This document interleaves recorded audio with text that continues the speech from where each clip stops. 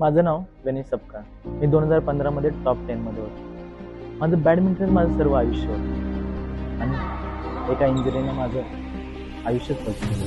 Doctor म्हणाले कमर खूप अवघड आहे, कदाचित पुन्हा पूर्वीसारखं खेळू शकणार नाही. लोकही बोलायला लागले, काही लोक तर हसायला लागले, काही लोक टोमणं मारायला लागले. त्यावेळी सर्वात जास्त दुखलं ते शरीर नाही तर मन होतं. काही काळ मी हटलो होतो, पण एक गोष्ट ठरवली, मी आता हार नाही मानणार. पुन्हा शून्यातून सुरुवात केली. पुन्हा फर्स्ट डे, फास्ट ऑफ आणि फर्स्ट पेन.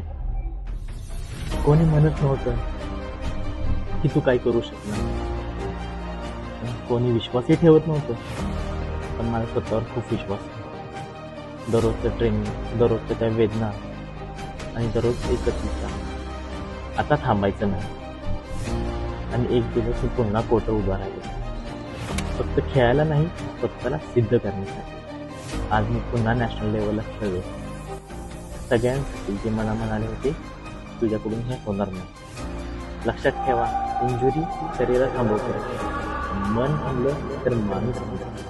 ही माझी स्टोरी आहे. कमबॅक, विश्वासाची आणि कधी न कमी.